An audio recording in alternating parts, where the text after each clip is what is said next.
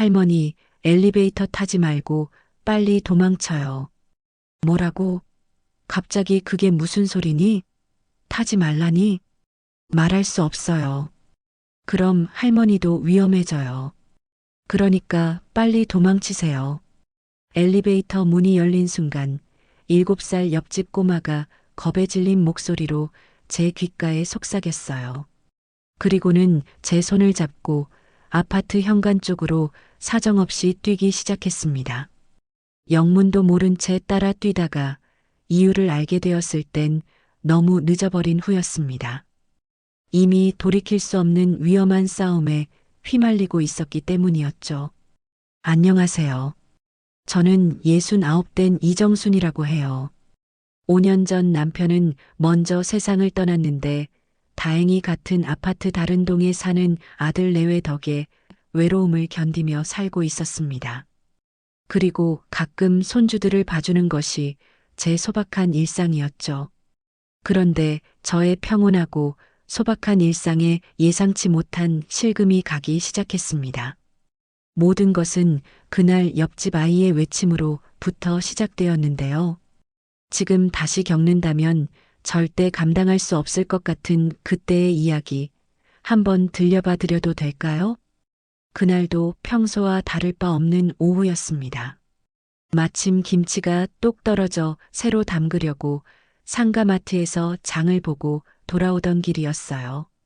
엘리베이터 버튼을 누르고 기다리니 잠시 후 띵 하는 신호음과 함께 1층에서 문이 열렸습니다. 엘리베이터 안에는 옆집 꼬마 지우가 혼자 서 있었어요. 늘 명랑하게 인사를 건네던 아이였기에 제가 환하게 웃으며 말했습니다. 어머, 우리 지우. 혼자 어디 가니? 엄마는 어디 가시고? 그런데 아이의 얼굴이 이상했습니다. 밤새 울기라도 한 듯 눈은 토끼처럼 빨갛게 충혈되어 있었고 입술은 새하얗게 질려 바싹 말라 있었습니다. 지우는 대답 대신 떨리는 손으로 제 손을 꽉 붙잡았어요. 그런데 아이의 손이 마치 얼음장처럼 차가웠습니다. 지우는 주변을 불안하게 살피며 제 귀에 대고 작은 목소리로 속삭였습니다. 할머니, 빨리 도망치세요. 저는 심장이 덜컥 내려앉는 기분이었습니다. 제가 깜짝 놀라 아이의 어깨를 잡고 물었습니다. 뭐라고? 지우야, 그게 무슨 말이야? 무슨 일 있어? 할머니한테 말해봐. 응? 아이가 공포에 질린 표정으로 고개를 좌우로 세차게 흔들며 말했습니다. 아무 말도 하면 안 돼요. 그러면 엄마한테 안 좋은 일이 생겨요. 할머니도 위험해요. 그 순간 참고 있던 지우의 눈에서 굵은 눈물방울이 주르륵 흘러내렸어요. 7살 아이의 눈에 어째서 저렇게 깊은 공포와 절망이 서려 있을 수 있을까요? 제 등골이 서늘해지다 못해 시릴 지경이었습니다. 지우는 그 말을 하고는 엘리베이터에서 뛰쳐나가 뒤도 돌아보지 않고 아파트 현관 쪽으로 달려갔습니다. 저는 그대로 엘리베이터를 타고 올라가면서도 머릿속에서 지우의 겁에 질린 얼굴과 떨리던 목소리가 계속해서 맴돌았어요. 도망치라니, 위험하다니, 도대체 무슨 일이 일어나고 있는 걸까? 저는 결국 무거운 발걸음을 이끌고 집 안으로 들어와 한참을 멍하니 서 있었습니다. 불안한 마음에 옆집 쪽으로 다가가 저희 집과 옆집 사이 벽에 귀를 가져다 댔어요. 하지만 아무 소리도 들리지 않았습니다. 쥐 죽은 듯이 고요해서 그 정적이 오히려 더 섬뜩하게 느껴졌습니다. 저는 거실 소파에 앉아 옆집을 계속 신경 쓰며 시간을 보냈습니다. 저녁을 먹고 설거지를 하고 텔레비전을 켰지만 드라마 내용은 귀에 하나도 들어오지 않았습니다. 밤 11시가 넘었을까요? 침대에 누워 잠을 청하는데 옆집에서 무언가 깨지는 소리가 날카롭게 들렸습니다. 쾅! 유리가 박살나는 소리였습니다. 그리고 이어서 여자의 비명이 희미하게 벽을 뚫고 들려왔습니다. 으악! 제가 벌떡 일어나 거실 베란다로 나가 옆집 벽에 귀를 대보았습니다. 평소 들은 적 없는 남자의 고함 소리와 함께 무언가 바닥에 넘어지는 소리가 들려왔어요. 이어서 지우의 울음소리가 들렸습니다. 으앙, 엄마, 엄마. 닥쳐. 남자가 거칠게 소리쳤습니다. 그리고 아이를 끌고 가는 듯한 소리가 나는 듯 했습니다. 발이 바닥을 질질 끌리는 소리, 아이가 저항하며 울부짖는 소리에 이어 방문이 세게 닫히는 소리가 들렸습니다. 쿵쾅. 저는 저도 모르게 손으로 입을 막았습니다. 심장이 가슴을 뚫고 나올 것처럼 미친 듯이 뛰었습니다. 그날 밤 저는 천장을 바라보며 밤새 뒤척였습니다. 지우의 겁에 질린 얼굴이 눈앞에서 떠나지 않았고 도망치세요라던 아이의 말이 귓가에 저주처럼 맴돌았습니다. 다음 날 아침 저는 무거운 몸을 이끌고 일찍 일어났어요. 커피를 마시며 현관문 너머 복도 소리에 모든 신경을 집중했습니다. 얼마 지나지 않아 옆집 현관문이 열리는 소리가 들렸습니다. 저는 재빨리 문을 열고 복도로 나갔습니다. 지우가 유치원 가방을 메고 나오는 중이었습니다. 아이 옆에는 늘 다정하게 서 있던 엄마 대신 처음 보는 낯선 남자가 서 있었습니다. 키가 크고 어깨가 넓은 40대쯤 되어 보이는 남자였는데 눈매가 날카롭고 입가에는 희미한 흉터가 있었습니다. 남자가 저를 힐끗 쳐다보는 시선에 온몸이 얼어붙는 것 같았습니다. 제가 애써 어색하게 웃으며 인사했습니다. 안녕하세요. 옆집 사는 이웃이에요. 남자가 무표정한 얼굴로 대답 없이 고개만 까닥하고는 저를 위아래로 훑어보았습니다. 지우는 고개를 푹 숙인 채 제 신발 끝만 쳐다보고 있었어요. 남자가 지우의 어깨를 거칠게 밀며 말했습니다. 꾸물거리지 말고 빨리 타. 목소리가 낮고 거칠어서 듣기만 해도 위압감이 느껴졌습니다. 두 사람이 엘리베이터를 타고 내려간 뒤에도 저는 한참을 그 자리에 서 있었습니다. 그 뒤로도 늘 아침마다 지우의 손을 잡고 유치원 버스를 태워주던 엄마는 보이지 않았어요.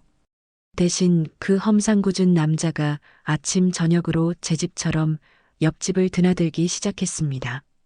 사흘째 되던 날 오후였습니다. 저는 아파트 단지 놀이터를 지나가다가 지우를 발견했습니다. 아이가 혼자 텅 빈 그네에 앉아 발끝으로 땅만 파고 있었습니다. 제가 지우에게 다가가 물었습니다. 지우야, 혼자 놀아? 친구들은 다 어디 갔어? 지우가 그네를 멈추고 저를 올려다보더니 입을 꽉 다물고 고개만 저었습니다. 제가 무릎을 굽혀 아이와 눈높이를 맞추고 다시 물었어요. 지우야, 괜찮은 거야? 혹시 할머니한테 무슨 일 있는지 말해줄 수 있겠니? 아이가 또다시 고개를 저었습니다. 그때 아이의 팔목이 제 눈에 들어왔습니다. 긴팔 티셔츠 소매가 거쳐 올라가 있었는데 하얀 팔목에 시뻘건 손자국이 선명하게 찍혀 있었어요. 어른 남자의 손가락 자국이었습니다. 제가 깜짝 놀라 떨리는 손으로 지우의 팔을 잡고 물었습니다. 지우야, 이 팔, 이거 어떻게 된 거야? 아이가 화들짝 놀라며 황급히 소매를 내리고 뒤로 물러섰습니다. 아무것도 아니에요, 할머니.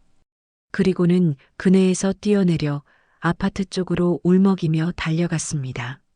저는 그 자리에 그대로 서서 아이의 작아지는 뒷모습을 망연자실하게 바라볼 뿐이었습니다. 며칠이 더 지났습니다. 저는 쓰레기를 버리러 나가다가 옆집 현관문 앞에서 걸음을 멈췄습니다. 문 안쪽에서 남자의 으르렁거리는 목소리가 들렸기 때문입니다. 유치원 가면서 또 그 할망구랑 말 섞었겠다? 입 잘못 놀리면 어떻게 된다고 내가 똑똑히 말했지? 지우의 겁에 질린 흐느낌이 들렸습니다. 흑흑흑. 남자가 다시 소리쳤습니다. 대답 안 해? 다시는 엄마 얼굴 못 보는 수가 있어. 알아들어? 네, 잘못했어요.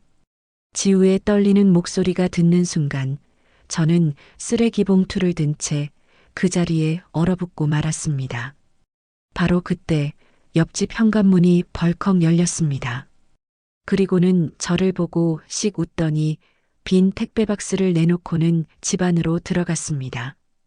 그 웃음이 소름 끼치게 차갑고 아기에 가득 차 있었습니다.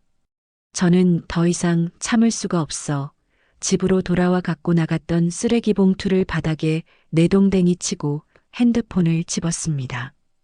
떨리는 손가락으로 112를 눌렀어요. 여보세요. 112죠? 신고 좀 하려고요. 제 목소리도 덩달아 떨리고 있었습니다. 네, 천천히 말씀하세요. 옆집에서 아동 학대가 일어나고 있는 것 같습니다. 7살짜리 아이가 웬 낯선 남자한테 계속 위협받고 있어요. 제발 빨리 좀 와주세요. 경찰이 주소를 물었고 저는 또박또박 대답했습니다. 전화를 끊고 나니 온몸에 힘이 쭉 풀려 소파에 주저앉아 거친 숨을 몰아쉬었습니다. 제가 옳은 일을 한 걸까요? 아니면 괜한 오지랖을 부려 일을 더 크게 만든 걸까요? 지우의 눈물 흘리는 얼굴을 생각하니 더 이상 모른 척할 수가 없었습니다. 하지만 그때는 정말 몰랐습니다. 이 신고 전화 한 통이 제 평온했던 노년을 송두리째 뒤흔들 거대한 사건의 시작이 될 줄은 말입니다. 1시간쯤 지났을까요? 저희 집 초인종이 다급하게 울렸습니다. 제가 문을 열자 경찰관 2명이 서 있었어요. 한 명은 나이가 지긋해 보였고 다른 한 명은 아직 앳돼 보이는 젊은 경찰이었습니다. 젊은 경찰관이 수첩을 꺼내며 저에게 물었죠. 신고하신 분 맞으십니까? 제가 고개를 끄덕이며 대답했어요. 네, 맞습니다. 옆집 아이가 아무래도 학대를 당하고 있는 것 같아서요. 제발 아이 좀 확인해 주세요. 경찰관들이 복도로 나와 옆집 초인종을 눌렀습니다. 저도 함께 따라 나갔습니다. 잠시 후 그 낯선 남자가 문을 열었어요. 그런데 남자는 경찰을 보고도 눈썹 하나 까딱하지 않았습니다. 오히려 아주 귀찮다는 듯한 표정이었죠. 무슨 일이십니까? 나이든 경찰관이 신분증을 보여주며 말했습니다. 아동 학대 신고가 들어와서 나왔습니다. 잠시 집 안 좀 확인해도 괜찮겠습니까? 남자가 어깨를 으쓱하며 문을 활짝 열었습니다. 그러시죠. 뭐 숨길 것도 없는 집안입니다만. 들어오시죠. 경찰관들이 집 안으로 들어갔고 저는 차마 발길이 떨어지지 않았지만 그 뒤를 따라 들어갔습니다. 집 안은 청소부가 따로 있다고 해도 믿을 정도로 이상하리만큼 깨끗하게 정돈되어 있었어요. 거실 탁자 위에는 과일이 예쁘게 담겨 있었고 소파에는 쿠션이 각을 맞춰 놓여 있었습니다. 젊은 경찰관이 남자에게 물었죠. 아이 부모님은 어디 계십니까? 남자가 태연하게 대답했어요. 아, 동생은 급한 일이 생겨서 시골에 내려갔습니다. 저는 지우의 외삼촌 되는 사람입니다. 조카 녀석 혼자 둘 수 없어서 제가 잠시 와 있는 겁니다. 신분증 좀 보여주시겠습니까? 남자가 지갑에서 신분증을 꺼내 건넸습니다. 경찰관이 신분증을 확인하고는 말했어요. 조철용 씨 되시는군요. 그때 방문이 열리며 지우가 나왔습니다. 아이는 깨끗한 옷을 입고 있었고 머리도 단정하게 빗어 묶여 있었어요. 하지만 저는 봤습니다. 문 뒤에 서서 나오기 전 아이가 조철용의 눈치를 살피며 작게 침을 꿀꺽 삼키는 것을요. 나이든 경찰관이 무릎을 굽혀 지우와 눈높이를 맞추며 다정하게 물었습니다. 얘야, 삼촌이 너 때리거나 무섭게 한 적 있니? 아저씨한테 솔직하게 말해도 괜찮아. 지우가 제 쪽은 쳐다보지도 않고 조철용 쪽을 힐끗 쳐다보더니 고개를 저었습니다. 아니요. 그런 적 없어요. 그럼 팔에 있는 상처는 어떻게 생긴 거야? 지우가 작은 목소리로 대답했습니다. 놀이터에서 놀다가 넘어졌어요. 정말이야? 아무도 안 괴롭혔어? 네, 정말이에요. 지우의 목소리에는 조금의 떨림도 없었습니다. 마치 미리 외우기라도 한 것처럼 또박또박 대답하는 모습에 제 가슴이 무너져 내렸죠. 아니야, 지우야. 그렇게 말하면 안 돼. 제 속에서는 비명이 터져 나왔지만 입 밖으로 낼 수는 없었습니다. 젊은 경찰관이 방 안을 한 바퀴 둘러보며 말했습니다. 아이 어머니와 통화 좀 할 수 있을까요? 물론입니다. 조철용이 핸드폰을 꺼내 스피커폰으로 전화를 걸었습니다. 잠시 후 지우 엄마의 목소리가 들려왔어요. 목소리는 이상하리만큼 차분했습니다. 긴장한 기색이라곤 전혀 찾아볼 수가 없었죠. 경찰관이 몇 가지를 더 물었지만 지우 엄마는 막힘없이 술술 대답했습니다. 네, 아버지가 편찮으셔서요. 동생이 아이를 잘 봐주고 있을 거예요. 걱정 마세요. 전화를 끊은 경찰관이 조철용에게 신분증을 돌려주며 말했습니다. 할머님, 보시다시피 특별한 문제는 없어 보이는데요. 제가 다급하게 말했어요. 아니에요. 제 두 눈으로 똑똑히 봤어요. 며칠 전에 여자 비명 소리를 들었고 저 남자가 아이 팔을 세게 잡아 끄는 걸 봤다고요. 젊은 경찰관이 깊은 한숨을 쉬며 말했습니다. 할머님, 아이도 멀쩡하고 어머니와 통화도 했습니다. 외삼촌이 조카 봐주는 게 요즘 세상에 그렇게 이상한 일입니까? 조철용이 저를 보며 씩 웃는데 간담이 서늘해졌습니다. 그러게 말입니다. 제가 제 조카 좀 예뻐해 주는 게 이 할머님 눈에는 학대로 보였나 봅니다. 제가 다시 소리쳤습니다. 팔에 시뻘건 자국은 분명 손찌검을 한 자국이었어요. 그리고 아이가 저한테 분명히 도망치라고 했단 말입니다. 나이 든 경찰관이 난처한 표정을 지으며 말했어요. 아이가 직접 놀다가 다쳤다고 하는데 저희가 뭘 어떻게 하겠습니까? 증거가 없으면 저희도 어쩔 수가 없습니다. 할머님, 무고죄라고 아시죠? 거짓으로 신고하면 처벌받으실 수도 있습니다. 제 얼굴이 불타는 것처럼 화끈거렸습니다. 경찰들이 돌아가고 저도 제 집으로 들어가려는데 복도에 서 있던 조철용이 입꼬리를 살짝 올리며 저를 똑바로 노려봤습니다. 말은 한마디도 하지 않았지만 그 눈빛은 분명한 협박이었어요. 저는 황급히 집 안으로 들어와 문을 잠갔습니다. 온몸이 부들부들 떨렸습니다. 제가 잘못 본 걸까요? 아니에요. 지우의 겁에 질린 눈빛, 팔목의 손자국, 저를 향한 경고까지 모두 사실이었습니다. 하지만 아무도 제 말을 믿어주지 않을 것 같아 깊은 무력감이 저를 짓눌렀습니다. 이틀 뒤 아파트 부녀회장을 우연히 복도에서 마주쳤습니다. 그런데 저를 보고 혀를 끌끌 차며 말하더라고요. 어머, 정순 할머니.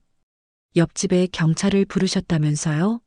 남의 집안일에 왜 그렇게 참견을 하세요? 그 집 외삼촌이 얼마나 기분 나빴겠어. 괜히 오지랖 부려서 아파트 분위기만 시끄럽게 만들지 마시고 조용히 계세요. 그날 저녁 며느리 혜진이도 저희 집을 찾아와 소리쳤습니다. 어머님, 도대체 무슨 짓을 하신 거예요? 아파트에서 난리가 났어요. 어머님이 옆집에 경찰 불렀다고 온 동네 소문이 다 났다고요. 혜진아, 내 말 좀 들어보렴. 그 아이가. 그만하세요. 경찰도 아무 문제 없다면서요. 어머님 망상 때문에 저희가 동네에서 얼굴을 못 들고 다니겠어요. 사람들이 수군거린단 말이에요. 며느리가 현관문을 쾅 닫고 나간 뒤 아들 준호에게서 전화가 왔습니다. 엄마, 왜 남의 집안일에 끼어들어서 우리까지 힘들게 만드세요? 준호야, 엄마 말 좀. 됐어요.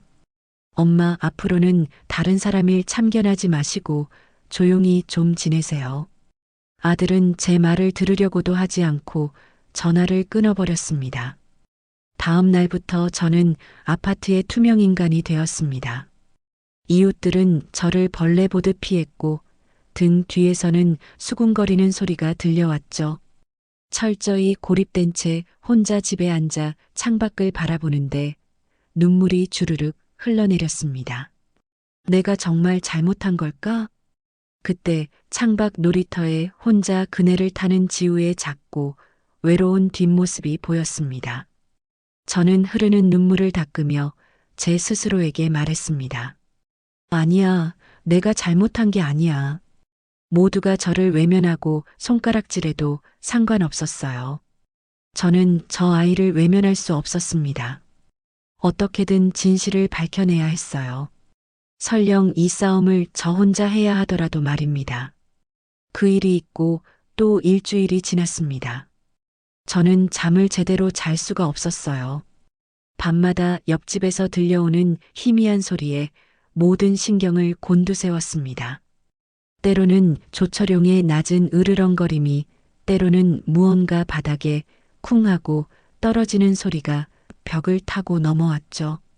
지우의 울음소리는 들리지 않았지만 그 침묵이 오히려 더 무서웠습니다. 증거가 필요했어요. 경찰도 가족도 이웃도 제 말을 믿어주지 않는다면 제가 직접 찾아야 했습니다. 저는 핸드폰을 벽에 바싹 붙이고 옆집에서 들리는 소리를 녹음하기 시작했습니다. 그리고 낡은 수첩에는 조철용이 집을 드나드는 시간을 꼼꼼하게 적었죠. 그날은 새벽 3시였습니다. 온 아파트가 깊은 잠에 빠진 시간이었어요. 복도에는 어둑한 비상등만 켜져 있었습니다. 저는 잠옷 위에 가디건을 걸치고 최대한 소리가 나지 않게 조용히 현관문을 열었습니다. 옆집 현관문 앞에 검은색 쓰레기 봉투가 놓여 있는 걸 저녁에 봤었거든요. 문득 혹시 그 안에 약봉투나 영수증 같은 뭔가 단서가 될 만한 것이라도 있지 않을까 싶었습니다. 저는 주변을 다시 한번 살피고는 봉투를 조심스럽게 들어 올렸습니다. 차가운 복도 바닥에 쪼그려 앉아 비닐을 조심스럽게 풀었습니다. 제 심장 소리가 귀에 들릴 정도로 손이 떨렸어요. 봉투 안에는 일회용 도시락 용기와 술병, 담배꽁초 따위가 가득했습니다. 제가 코를 막고 그 안을 뒤지려던 순간이었어요. 철컥. 바로 옆에서 옆집 현관문이 열리는 소리가 났습니다. 제 심장이 멎는 줄 알았습니다. 문이 벌컥 열리며 술 냄새를 풍기는 조철용이 나왔습니다. 그는 쓰레기 봉투를 뒤지고 있는 저를 보더니 눈을 부라리며 소리쳤어요. 여기서 뭐 하는 거야, 지금? 조철용이 성큼성큼 다가왔습니다. 저는 너무 놀라 뒤로 넘어져 엉덩방아를 찍고 말았어요. 저 쓰레기를 버리려고. 조철용이 제 팔을 거칠게 움켜쥐고 일으켜 세웠습니다. 쓰레기를? 이 할망구가 돌았나? 남의 집 쓰레기를 왜 뒤지고 있어? 조철용의 소나기에 엄청난 힘이 들어갔어요. 팔이 비틀리는 것처럼 너무나 아팠습니다. 아파요. 이거 놓으세요. 제가 비명을 질렀지만 조철용은 저를 벽으로 거칠게 밀어붙이며 욕설을 퍼부었습니다. 이 할망구가 진짜 정신이 나갔어? 경찰 부른 것도 모자라서 이제 하다 쓰레기까지 뒤져? 진짜 죽고 싶어? 조철용의 얼굴이 제 코앞까지 다가왔어요. 역한 술 냄새가 코를 찔렀습니다. 당장 말해. 뭘 찾으려고 했어? 뭘 봤는데? 아무것도 아니에요. 제발. 저는 공포에 질려 말도 제대로 잇지 못했습니다. 온몸이 사시나무처럼 부들부들 떨렸어요. 조철용이 주먹을 불끈 쥐는 것을 보고 저는 눈을 질끈 감았습니다. 거기 뭐 하는 거요? 그때 복도 끝에서 낮고 굵은 목소리가 들렸습니다. 경비원 태식 씨가 손전등을 비추며 걸어오고 있었어요. 태식 씨는 예순이 훌쩍 넘어 보였지만 키가 크고 풍채가 당당한 분이었죠. 조철용이 욕을 읊조리며 제 팔을 놓았습니다. 태식 씨가 날카로운 눈빛으로 조철용을 쏘아보며 다가왔습니다. 이 새벽에 무슨 소란입니까? 조철용이 언제 그랬냐는 듯 태연하게 대답했습니다. 아, 옆집 할머니가 우리 집 쓰레기를 뒤지고 있기에 무슨 일인가 했던 겁니다. 태식 씨가 저를 돌아보았고 제가 떨리는 목소리로 말했습니다. 죄송합니다. 제가 실수로 봉투를 잘못 봤어요. 태식 씨가 조철용에게 다가가며 말했습니다. 실수였다는데 그만 들어가시죠. 제가 할머님은 집까지 모셔다 드리겠습니다. 조철용이 기분 나쁘다는 듯 태식 씨를 위아래로 훑어봤어요. 웬만하면 경비원 아저씨는 참견 안 하는 게 좋을 텐데요. 하지만 태식 씨는 한 걸음 더 다가가며 한치도 물러서지 않았습니다. 야간 순찰 돌면서 주민의 안전을 지키는 게 제 일입니다. 그 목소리에는 이상한 힘이 실려 있었어요. 조철용이 혀를 차며 뒤로 물러섰습니다. 알았어요. 들어가면 될 거 아니오. 조철용이 현관문을 쾅 닫고 들어갔습니다. 태식 씨가 제 집 현관문까지 따라와 주셨지만 제 다리는 아직도 후들거렸습니다. 고맙습니다, 태식 씨. 정말 고맙습니다. 조심하세요.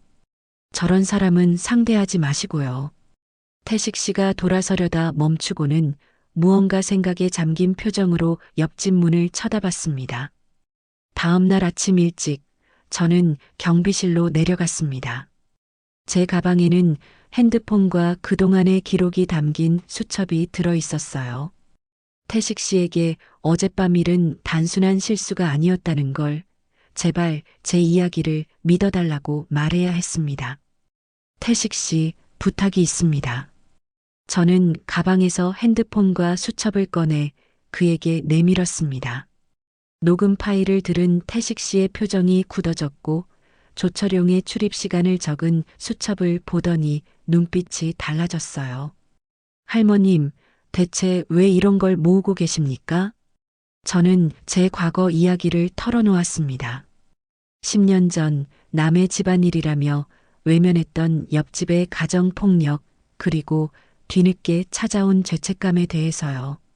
그때 제가 경찰이라도 불렀더라면 그분 인생이 달라지지 않았을까? 그 죄책감이 아직도 제 가슴에 돌덩이처럼 남아 있습니다. 그래서 이번만큼은 지우를 절대 외면하고 싶지 않아요. 태식 씨가 한숨을 내쉬었습니다. 할머님, 저는 이제 힘없는 정년퇴직자일 뿐입니다. 제가 뭘 할 수 있겠어요? 아닙니다. 그래도 형사셨잖아요. 그 눈빛은 변하지 않았어요. 제발 도와주세요. 태식 씨는 한참을 생각하더니 입을 열었습니다. 그 남자 확실히 뭔가 이상하긴 합니다. 어젯밤 눈빛이 보통이 아니었어요. 좋습니다. 아파트 CCTV나 한번 확인해 볼까요? 드디어 제 편이 생긴 겁니다. 저는 가슴이 벅차올랐어요. 태식 씨는 전직 형사답게 CCTV 영상을 빠르게 돌려보며 조철용의 동선을 추적했습니다. 저것 보십시오. 이 사람이 타는 차가 매번 다릅니다. 화면 속에서 조철용은 검은색, 흰색, 회색, 다른 차를 번갈아 타고 있었어요. 대포차를 쓰고 있을 가능성이 높습니다. 추적을 피하려는 수법이죠. 그리고 저기 공범으로 보이는 사람도 있군요. 태식 씨가 화면을 멈췄습니다. 조철용이 지하 주차장에서 다른 남자와 만나 무언가를 주고받고 있었어요. 제 심장이 다시 불안하게 뛰기 시작했습니다. 태식 씨가 핸드폰을 꺼내 들었어요. 옛날 동료한테 연락해서 차량 번호 조회를 좀 부탁해 봐야겠습니다. 태식 씨가 전화를 걸어 수첩에 적은 번호를 불러주었습니다. 10분쯤 지났을까요? 전화가 다시 걸려왔고 통화를 하는 태식 씨의 표정이 점점 심각하게 굳어졌습니다. 전화를 끊은 태식 씨가 저를 돌아보며 말했어요. 할머님, 이건 보통 일이 아닙니다. 그 남자, 보이스피싱 조직의 행동대원입니다. 보이스피싱이요? 네. 지우 엄마가 보이스피싱에 연루되어 빚을 졌고 조직이 그 여자를 집에 감금한 채 대포통장 명의자로 이용하고 있는 겁니다. 그리고 지우는 엄마를 꼼짝 못하게 만들기 위한 인질이고요. 제 머릿속이 하얗게 변했습니다. 단순한 아동학대가 아니었어요. 거대한 범죄 조직과 엮인 끔찍한 사건이었던 겁니다. 어떡하죠? 보통 위험한 사람들이 아닌 거잖아요. 맞습니다. 그래서 더 조심해야 합니다. 태식 씨가 경비실 의자에서 천천히 일어났습니다. 그리고 창밖을 바라보며 깊은 한숨을 내쉬더니 단호한 목소리로 말했어요. 할머님, 그리고 이 일을 해결하려면 우리 둘 힘만으로는 부족할 것 같습니다. 제가 의아해서 물었습니다. 네, 그게 무슨 말씀이세요? 이건 단순한 아동 학대 사건이 아닙니다. 거대한 조직 범죄예요. 이런 놈들을 잡으려면 제대로 된 법적 절차를 밟아야 하고, 그러려면 전문가의 도움이 반드시 필요합니다. 태식 씨가 저를 돌아보며 말을 이었습니다. 그의 눈빛은 전직 형사답게 날카롭게 빛나고 있었죠. 아동보호 전문기관에 도움을 청해야 합니다. 그쪽에는 법적인 절차도 훤히 꿰고 있고 경찰과 직접 협조하는 공식적인 시스템도 갖춰져 있거든요. 제가 고개를 끄덕였습니다. 그럼 어디로 가야 하는 거죠? 태식 씨가 핸드폰을 꺼내 어딘가로 전화를 걸었어요. 옛날 동료 녀석한테 물어봐야겠습니다. 이런 일일수록 가장 신뢰할 만한 곳으로 가야 하니까요. 전화 통화를 마친 태식 씨가 제 수첩에 주소를 적어 주었습니다. 여기 상담센터가 있습니다. 실력 있고 믿을 만한 곳이라고 하니 내일 당장 한번 가보세요. 저는 수첩을 받아들었습니다. 제 손이 떨렸지만 이번에는 두려움 때문이 아니었어요. 캄캄한 어둠 속에서 드디어 한 줄기 빛을 발견한 기분이라 희망이 생겼습니다. 다음 날 아침 저는 그 어느 때보다 일찍 일어났습니다. 옷장에서 가장 단정하고 깨끗한 옷을 꺼내 입었어요. 거울을 보니 그간의 마음고생으로 얼굴은 반쪽이 되어 있었지만 빗으로 헝클어진 머리를 곱게 빗으며 마음을 다잡았습니다.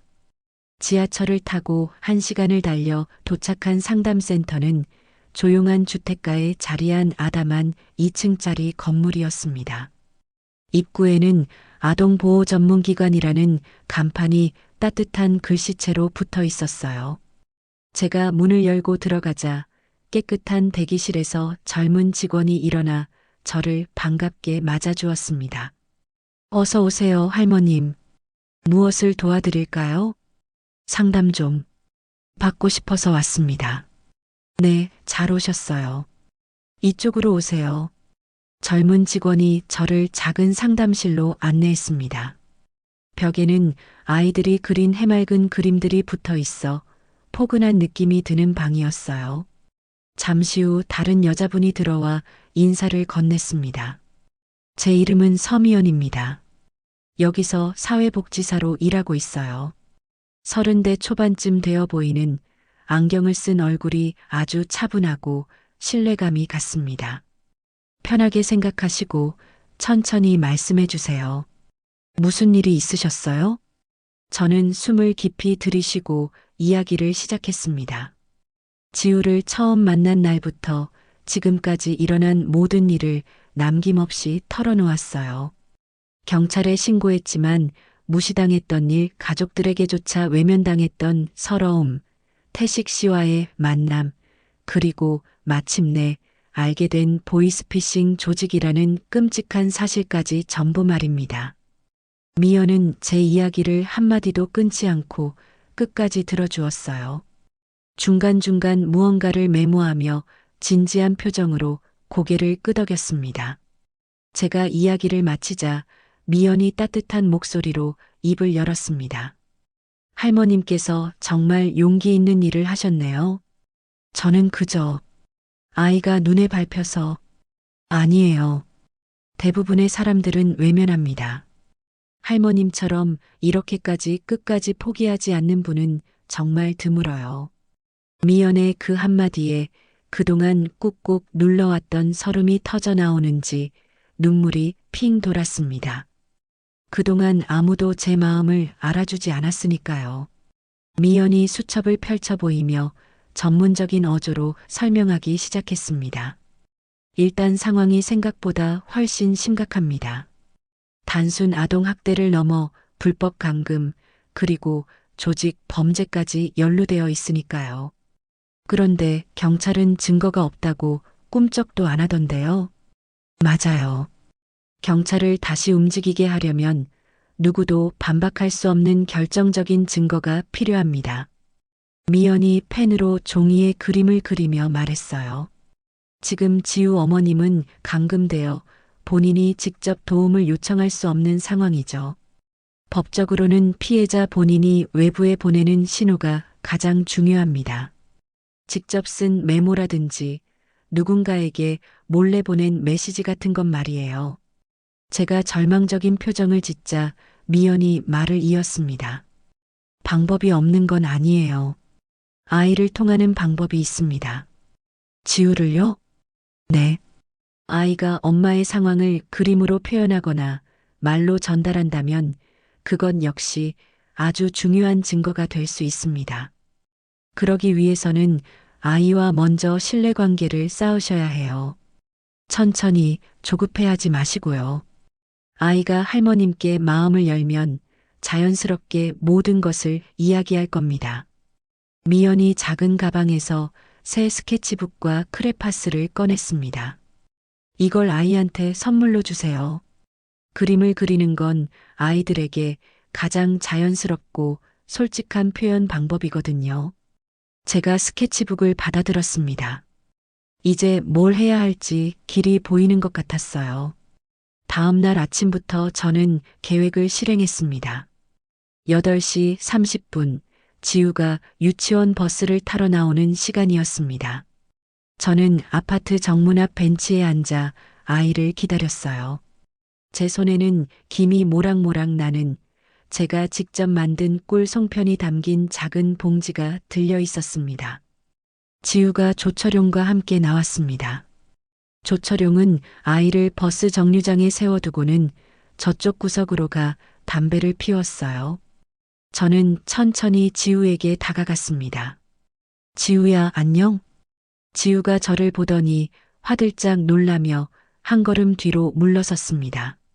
저는 무릎을 굽혀 아이와 눈높이를 맞추며 최대한 다정하게 말했어요. 괜찮아, 무서워하지 마. 할머니가 우리 지우 주려고 맛있는 송편 만들었는데 한번 먹어볼래? 지우가 주저하며 봉지를 쳐다봤습니다. 엄마가 남이 주는 거 함부로 먹지 말라고 했어요. 그럼 할머니는 낯선 사람 아니잖아. 바로 옆집에 사는 할머니인데? 저는 봉지를 벤치에 놓고 일어섰습니다.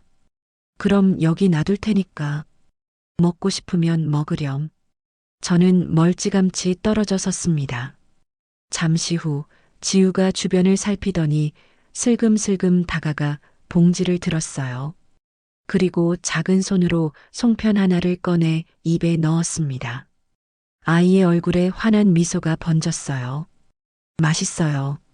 제 가슴이 뭉클했습니다. 다음 날도 그 다음 날도 저는 같은 시간에 나가 간식을 건넸습니다. 일주일이 지난 어느 날 저는 준비해간 스케치북과 크레파스를 꺼냈습니다. 지우야, 이건 할머니가 주는 선물이야. 지우가 스케치북을 받아들고는 눈을 동그랗게 떴습니다. 엄마가 보고 싶을 때마다 여기에 그림을 그려봐. 그럼 마음이 조금은 나아질지도 몰라. 사흘 뒤 유치원 버스에서 내린 지우가 제게 달려왔습니다. 아이의 손에는 바로 그 스케치북이 들려 있었죠. 할머니, 이거 보여드릴게요. 저는 스케치북을 받아 펼치는 순간 숨이 멎는 것 같았습니다. 첫 페이지에는 온통 검은색으로 칠해진 집이 그려져 있었습니다. 작은 창문 하나가 그려져 있었고 그 틈으로 한 여자의 얼굴이 보였습니다. 여자는 파란색 크레파스로 그려진 눈물을 뚝뚝 흘리고 있었어요. 이게 뭐야, 지우야? 우리 집이에요. 엄마가 저기 갇혀 있어요. 무서운 아저씨가 방문을 잠가서 나오지 못해요. 제 눈에 뜨거운 눈물이 맺혔습니다. 저는 지우를 꼭 안아주었어요. 잘했어, 지우야. 용기 내줘서 정말 고마워. 지우가 제 품에 얼굴을 묻고 흐느꼈습니다. 할머니, 우리 엄마 좀 구해줘요. 그럼 할머니가 꼭 구해줄게. 약속할게. 며칠 후 지우는 더 결정적인 그림을 그려왔습니다. 작은 방에 갇힌 엄마 그리고 벽에 걸린 달력이었는데 특정 날짜인 15일에 커다란 빨간색 동그라미가 쳐져 있었습니다. 저는 즉시 태식 씨와 미연을 만났습니다. 그림을 본 태식 씨가 무릎을 쳤어요. 이날이 정산일일 겁니다. 조직원들이 전부 모이는 날이라는 뜻이죠. 저놈들을 싹 잡아들릴 절호의 기회입니다. 태식 씨는 곧바로 옛 상사인 경찰서 강력계 팀장에게 연락했습니다. 다음 날 우리 셋은 경찰서로 향했습니다. 강력계 사무실은 삭막했지만 저는 조금도 두렵지 않았습니다. 제 가방에는 세상을 바꿀 증거가 들어 있었으니까요. 태식 씨의 소개로 만난 강 팀장은 처음부터 차근차근 제 설명을 들었습니다. 그리고 지우의 그림을 하나하나 살펴보는 그의 표정이 점점 심각하게 굳어졌습니다. 한참을 침묵하던 강 팀장이 마침내 입을 열었어요. 할머님, 정말 대단한 일을 하셨습니다. 이 정도 증거라면 당장 수사를 시작할 수 있습니다. 제 가슴이 벅차올랐습니다. 정말인가요? 정말 우리 지우를 구할 수 있는 건가요? 네. 특히 이 그림은 아이의 진술이 담긴 결정적인 증거입니다. 15일, 이틀 남았군요. 좋습니다. 즉시 수사팀을 꾸리겠습니다. 조금만 기다려 주십시오. 저희가 반드시 그 아이와 어머니를 구출하겠습니다.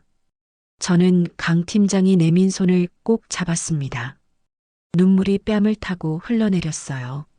드디어 길고 어두웠던 터널의 끝이 보이기 시작했습니다. 경찰서를 나온 뒤로 매일이 피를 말리는 긴장의 연속이었습니다. 이틀밖에 남지 않았다고 생각하니 계속 시계만 바라보게 되더라고요. 똑딱거리는 초침 소리가 제 심장을 두드리는 것 같았죠. 작전 하루 전날 태식 씨가 저를 경비실로 불렀습니다. 그의 얼굴에도 긴장감이 역력했어요. 할머님, 경찰이 내일 저녁에 잠복에 들어간다고 합니다. 어디서요? 저희 집 근처에서요? 네, 아파트 주변 곳곳에 배치될 겁니다. 조직원들이 모이는 것을 최종 확인하고 강 팀장의 신호에 맞춰 일제히 진입할 계획입니다. 태식 씨의 목소리는 낮고 단호했습니다. 할머님은 그날 무슨 일이 있어도 집에만 계셔야 합니다. 절대 밖으로 나오시면 안 돼요. 저놈들 궁지에 몰리면 무슨 짓을 할지 모릅니다. 아시겠습니까? 제가 마른 침을 삼키며 고개를 끄덕였습니다. 네, 알겠습니다. 명심할게요. 드디어 15일의 아침이 밝았습니다. 저는 잠을 설친 탓에 새벽같이 일어나 창밖을 내다봤어요. 세상은 아무 일 없다는 듯 평소와 다름없는 평화로운 아침을 맞이하고 있었습니다. 곧이어 지우가 조철용의 손에 이끌려 유치원 버스를 타러 나왔어요. 저는 베란다 커튼 뒤에 몸을 숨기고 가슴 졸이며 그 모습을 지켜봤습니다. 지우가 버스에 오르기 전 약속이라도 한 듯 저희 집 쪽을 한번 돌아보더군요. 아이가 제게만 보이도록 아주 작게 손을 흔들었습니다. 저도 창문에 붙어 몰래 손을 흔들어 주었어요. 눈물이 핑 돌았습니다. 지우야, 오늘 하루만 지나면 돼. 조금만 더 참으렴. 이 할머니가, 그리고 아주 많은 사람들이 널 구하러 갈 거야. 하루 종일 집 안에서 가시방석에 앉은 듯 시간을 보냈습니다. 텔레비전을 틀어놨지만 배우들이 무슨 말을 하는지, 무슨 내용인지 하나도 들어오지 않았어요. 제 온 신경은 옆집과 시계에만 쏠려 있었습니다. 오후 5시쯤 태식 씨에게서 문자가 왔습니다. 경찰이 아파트 주변에 모두 배치 완료했습니다.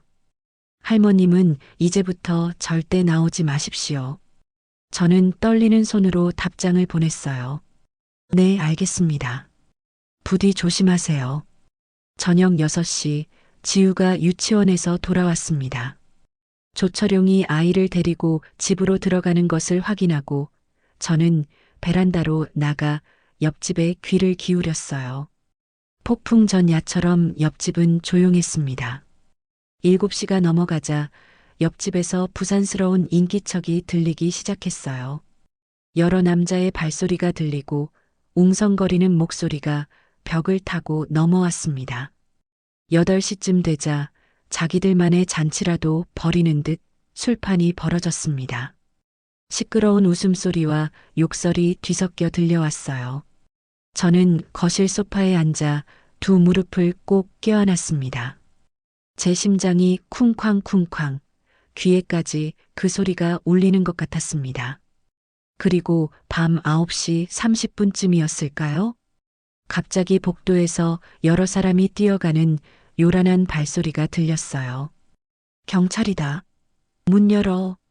천지를 뒤흔드는 듯한 우렁찬 목소리가 복도 전체에 울려 퍼졌습니다. 쾅! 쾅! 쾅! 옆집 문을 부수는 소리가 났어요. 꼼짝 마. 전원 손 머리 위로 올려. 엎드려. 전부 다 바닥에 엎드려. 형사들의 고함 소리와 비명, 무언가 넘어지는 소리가 뒤엉켜 벽을 뚫고 생생하게 들려왔습니다. 저는 떨리는 다리로 현관문으로 다가가 문구멍으로 밖을 내다봤습니다. 방탄조끼를 입은 형사들이 총을 든 채 쉴 새 없이 옆집으로 진입하고 있었어요.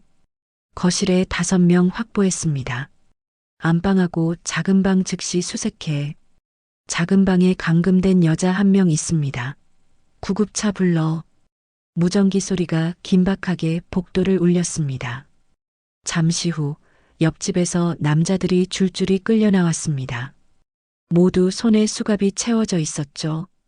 그 안에는 조철용도 있었고 CCTV에서 봤던 공범과 낯선 남자들도 있었습니다. 그때 형사 하나가 깡마른 여자를 부축하며 나왔어요. 지우 엄마였습니다. 여자는 제대로 서지도 못하고 비틀거렸어요. 며칠을 굶었는지 얼굴은 창백했고 머리는 산발이었습니다. 엄마. 복도 끝에서 지우의 목소리가 들렸습니다. 다른 형사의 손을 잡고 나온 아이가 엄마를 보자마자 울음을 터뜨렸어요. 엄마, 엄마.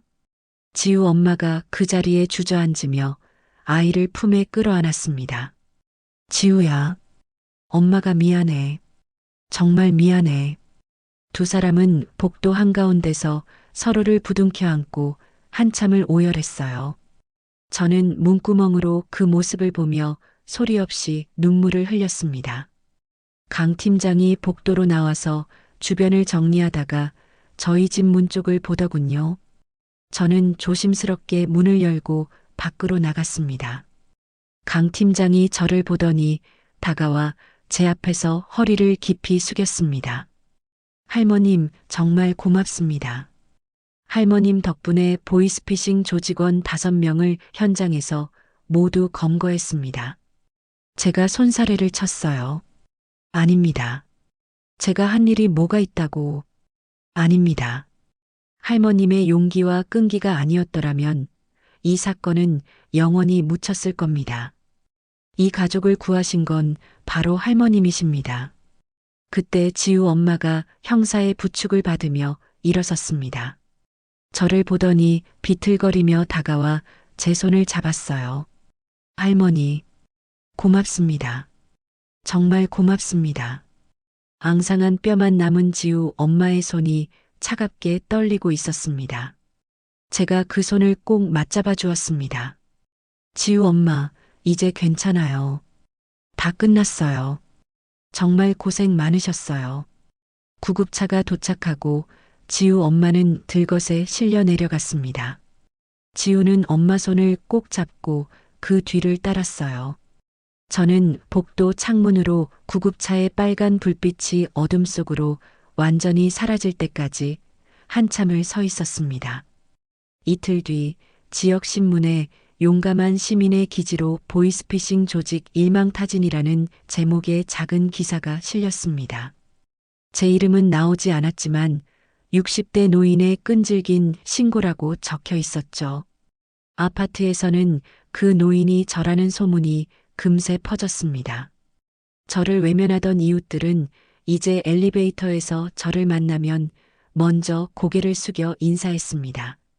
저를 타박하던 부녀회장은 죄송하다며 연신 허리를 굽혔습니다. 할머니, 제가 잘못했어요. 죄송합니다. 아니에요. 할머니 같은 분이 우리 아파트에 계셔서 정말 다행이에요. 슈퍼 주인은 신문 기사를 봤다며 과일 한 봉지를 덤으로 쥐어주며 말했습니다. 할머니, 신문 봤어요. 정말 대단하세요. 아이고, 별것 아니에요. 아니에요. 요즘 세상에 그렇게 용기 내는 분이 어디 있어요. 그리고 그날 저녁 며느리 혜진이가 큰 보따리를 들고 저희 집을 찾아왔습니다. 어머님 반찬 만들어 왔어요. 어머, 이렇게 많이? 어머님, 죄송해요. 그때 제가 너무 심하게 말했어요. 어머님 마음도 헤아리지 못하고 저는 눈물을 글썽이는 며느리의 손을 잡아주었습니다. 괜찮아. 나도 이해해. 네가 애들 걱정되는 마음 충분히 알아. 어머님 정말 대단하세요. 저는 무서워서 도망칠 생각만 했는데 어머님은 끝까지 포기하지 않으셨잖아요. 저녁에는 아들 준호가 손주들을 데리고 와서는 멋쩍게 웃으며 제 앞에 섰어요. 엄마, 죄송해요. 그때 엄마 말씀 믿어드렸어야 했는데 제가 준호의 어깨를 두드렸습니다. 아니다. 네가 가족 걱정돼서 그랬던 거 엄마가 다 알지. 아들이 환하게 웃었습니다. 우리 엄마가 세상에서 제일 자랑스러워요. 그날 저녁 저희 가족은 오랜만에 식탁에 둘러앉아 웃음꽃을 피웠습니다. 손주들의 제잘거리는 소리가 집안을 가득 채웠죠. 오랫동안 제 어깨를 짓누르던 외로움과 무력감이 눈 녹듯 사라지는 기분이었습니다. 3주가 지난 토요일 오후 초인종이 울렸습니다. 문을 열자 몰라보게 건강해진 지우 엄마와 예전의 밝은 웃음을 되찾은 지우가 서 있었습니다. 할머니, 지우가 환하게 웃으면서 뛰어들어오며 제게 안겼습니다. 어머, 우리 지우. 많이 컸네. 지우 엄마는 저에게 꽃다발을 건네주며 말했습니다. 할머니, 늦었지만 감사 인사드리러 왔어요. 어서 들어와요. 차 한잔 하게요. 두 사람이 거실로 들어왔고 저는 따뜻한 차를 내왔습니다. 지우 엄마가 차를 한 모금 마시더니 눈물을 흘렸어요. 할머니, 정말 고맙습니다. 지우 엄마는 제 손을 잡고 몇 번이고 고맙다는 말을 반복했습니다. 이제 괜찮아요? 네, 많이 좋아졌어요. 병원에서 치료도 받고 있고요. 다행이에요, 정말. 할머니가 아니었으면 저희는 영영 빠져나오지 못했을 거예요. 저는 고개를 저었습니다. 지우가 용감했어요. 그림으로 알려줘서 제가 용기를 낼 수 있었어요. 그때 손주들이 집에 놀러 왔습니다. 강민이와 서연이가 거실로 뛰어들어왔어요. 새 아이가 거실을 뛰어다니며 놀기 시작했어요. 깔깔대는 웃음소리가 집안을 가득 채웠습니다. 지우의 얼굴에는 예전의 겁에 질린 모습은 어디에도 없었어요. 제가 지켜낸 것은 한 가족만이 아니었습니다. 아이의 웃음이었고, 엄마의 평화였고, 평범한 일상의 행복 그 자체였어요. 그 행복이 지금 제 눈앞에서 뛰어놀고 있었습니다. 하지만 그때까지 저는 알지 못했습니다. 이 행복이 그리 오래가지 못할 것이란 걸요. 그 뒤로 평화로운 날들은 이어졌습니다. 그 끔찍했던 사건이 마치 지독한 악몽이었던 것처럼 제 일상은 다시 예전의 모습을 되찾아 가고 있었죠. 그렇게 보름쯤 지났을까요? 저는 아들 내외를 대신해 아침에 손주들을 유치원에 데려다 주고 오후에는 할머니 하고 외치며 달려오는 아이를 반기는 일상을 보내고 있었습니다. 그러던 어느 목요일 오후였어요. 유치원 앞에서 손자 강민이와 손녀 서연이를 기다리고 있는데 노란 유치원 버스가 모퉁이를 돌아 나타났습니다. 아이들이 선생님과 함께 제잘거리며 버스에서 내렸어요. 할머니, 강민이가 가방을 흔들며 제게로 뛰어왔습니다. 서연이도 그 뒤를 따라와 제 다리를 꼭 껴안았어요. 오늘 우리 강민이, 서연이 재미있었어? 네. 제가 그린 그림 선생님이 제일 잘 그렸다고 칭찬했어요. 할머니 보여드리려고 가져왔어요. 어이구, 그랬어? 우리 강아지들, 얼른 집에 가서 할머니랑 맛있는 간식 먹자. 그렇게 아이들의 손을 잡고 아파트 단지 앞을 지나 들어가고 있을 때였어요. 부르르릉. 바로 등 뒤에서 마치 땅이 울리는 듯 크고 위협적인 오토바이 소리가 들렸습니다. 저는 깜짝 놀라 반사적으로 아이들을 인도 안쪽으로 확 잡아당겼어요. 검은색 오토바이 한 대가 굉음을 내며 우리 곁을 스쳐 지나갔습니다. 검은 헬멧을 쓴 남자가 타고 있었는데 그가 고개를 돌려 저희 쪽을 쳐다보는 것 같았습니다. 그저 스쳐 지나가는 시선이 아니었어요. 분명히 저와 제 양옆에 있는 손주들을 하나하나 확인하는 듯한 뱀처럼 차갑고 끈적끈적한 시선이었습니다.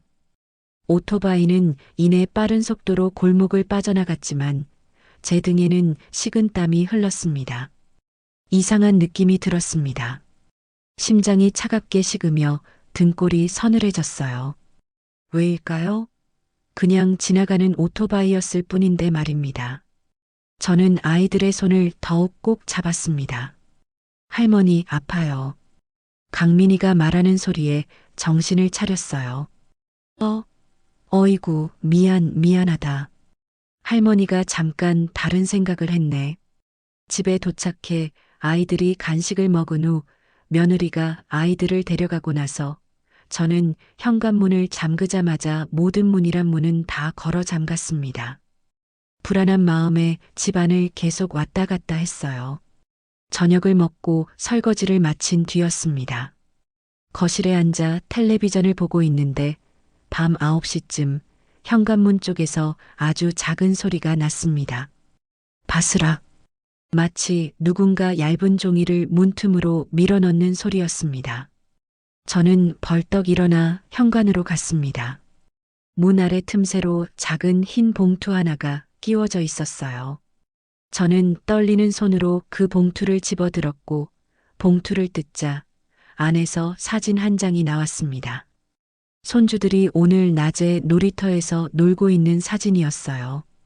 강민이가 그네를 타고 서연이가 미끄럼틀을 타며 환하게 웃고 있는 모습이었습니다. 제 손이 부들부들 떨리기 시작했습니다. 봉투 안에는 다른 것도 들어 있었어요. 작은 곰 인형 열쇠고리였습니다. 제 심장이 멎는 줄 알았습니다. 이건 손녀 서연이의 유치원 가방에 달려있던 것이었어요. 며칠 전 며느리가 서연이에게 사주었던 바로 그 열쇠고리였습니다.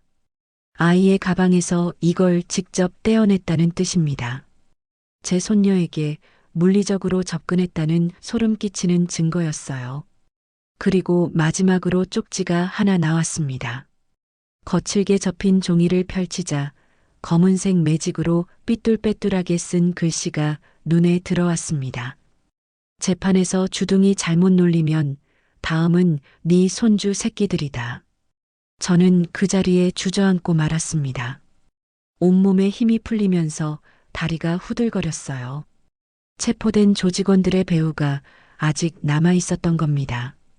더 큰 세력이 이제는 제 목숨보다 소중한 손주들을 노리고 있었습니다. 저는 쪽지를 움켜쥐고 바닥에 주저앉아 소리 없이 울었습니다. 어떡하죠? 저 때문에 제 손주들이 위험에 빠졌습니다. 한참을 울다가 정신을 차렸습니다. 이 사실을 아들 내외에게 알려야만 했습니다. 떨리는 손으로 아들 준호의 번호를 눌렀습니다. 여보세요, 엄마. 준호야. 지금 기니 할 말이 있는데 내가 너희 집에 잠시 가도 되겠니? 제 목소리가 염소처럼 떨리고 있었습니다. 엄마, 무슨 일이에요? 목소리가 왜 그러세요? 어디 편찮으세요? 아니야, 그게 아니고 내가 빨리 가서 말해줄게. 30분 뒤 저는 굳은 얼굴로 아들과 며느리 앞에 앉았습니다. 저는 아무 말 없이 봉투를 건넸어요. 아들이 봉투 안에 내용물을 꺼내 확인하는 순간 며느리가 열쇠고리를 보고 비명을 질렀습니다. 으악, 이거 서연이 거잖아요. 어머님, 이게 왜 여기 있어요? 쪽지를 읽은 며느리의 얼굴이 새파랗게 질렸습니다. 이게 무슨 일이에요? 어머님, 이게 대체 무슨 일이냐고요? 며느리가 저를 돌아보며 울부짖었습니다. 그 눈에는 원망과 공포가 가득했어요. 결국 이렇게 될 줄 알았어요. 제가 뭐라고 했어요? 남의 일에 끼어들지 말라고 했잖아요. 어머님 때문에 우리 애들까지 위험해졌잖아요. 혜진아, 미안하다. 정말 미안하다. 제발 우리 가족 좀 내버려 두세요. 그냥 증언 안 하시면 되잖아요. 그러면 되잖아요. 그때 아들이 핸드폰을 꺼냈어요.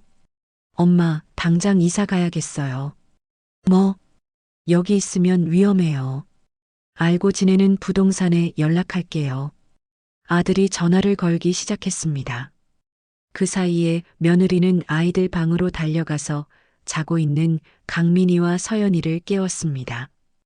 애들아, 일어나. 당장 짐 싸야 돼. 엄마, 왜? 아이들의 놀란 목소리가 들렸어요. 집안이 순식간에 아수라장이 됐습니다. 며느리는 울면서 짐을 싸기 시작했고 아들은 전화를 걸며 이리저리 뛰어다녔어요. 저는 소파에 앉아 그 모습을 바라보고 있을 수밖에 없었어요. 제 잘못이에요. 저의 그릇된 선택으로 가족을 위험에 빠뜨리게 한 거였어요. 며느리가 저를 돌아보며 말했어요. 어머님도 같이 가세요. 아파트에 혼자 계시면 안 돼요. 빨리요. 집에 가셔서 짐 싸세요. 며느리가 다급하게 외쳤습니다. 저는 집으로 돌아와 방가방을 꺼내어 옷을 몇 벌 집어넣었습니다. 손이 떨려서 지퍼를 잠그는 것도 쉽지 않았어요. 자정이 넘어서야 겨우 진정됐습니다. 아들이 임시로 모텔을 잡았어요. 오늘 밤은 거기서 자고 내일 당장 이사할 집을 알아보기로 했습니다. 다음 날 아침 저는 태식 씨한테 전화를 걸었어요. 할머니, 무슨 일 있으세요? 태식 씨, 큰일 났어요. 목소리가 떨렸습니다. 경비실로 오세요. 제가 기다리고 있을게요. 아파트 경비실로 가니 태식 씨가 문을 열어줬습니다. 제가 미리 연락했던 미연 씨도 함께였습니다. 저는 봉투를 꺼내 두 사람한테 보여주었어요. 태식 씨가 사진과 쪽지를 보더니 표정이 굳어졌어요. 이건 정말 심각한데요.